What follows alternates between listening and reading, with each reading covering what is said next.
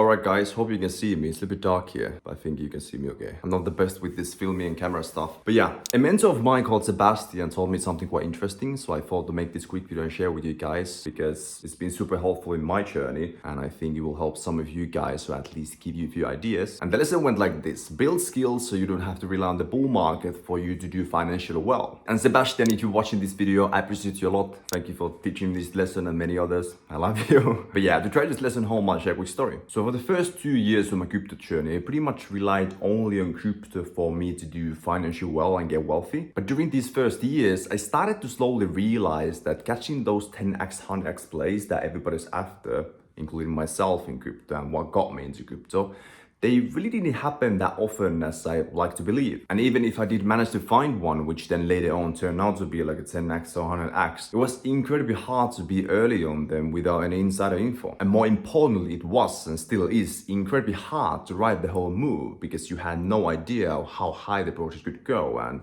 when the project has already done like a 5x, 10x or even 20x, you most often do end up taking profits. Or at least that's what I did. And I think that's what any smart person would do. And when it's hard to do even once, it's also really hard to repeat. So after all, not that great of a game plan to rely on to do financially well, in my opinion. Soon after, I also came to the realization that most of crypto is actually more of those so-called boring gains, and the performance of many crypto projects is still heavily dependent on what Bitcoin does. And whether Bitcoin goes up or down is still heavily dependent on what the S&P 500 does. So what's the sentiment in the overall macro environment? And these are things we can't influence or control in any way. And if the macro environment decides to be bad, like it has been the past couple of years, the markets can be really boring and difficult place to make any money. And if most of crypto is those so-called boring gains, I also realized that I would need a quite large portfolio for the returns to turn into meaningful. As an example, let's say I have like a 10k portfolio and I do get a 40% return on it for the first year, which is still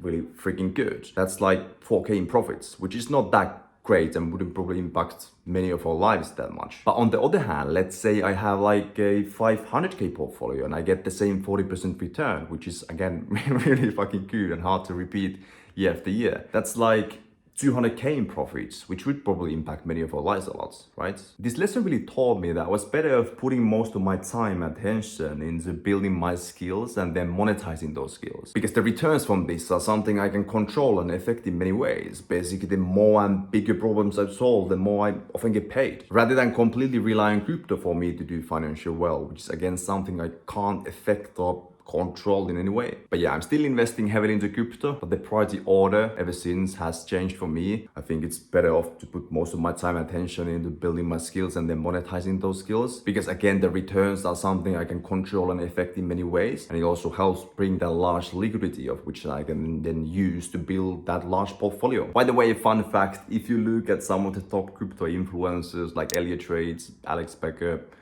Miles Deutscher, Hustlepedia, I would bet that most of the people do make most of their money from the business, not investing into crypto. But yeah, hope you found this quick video valuable. I have really nothing else to add. Let's go from here. Bye.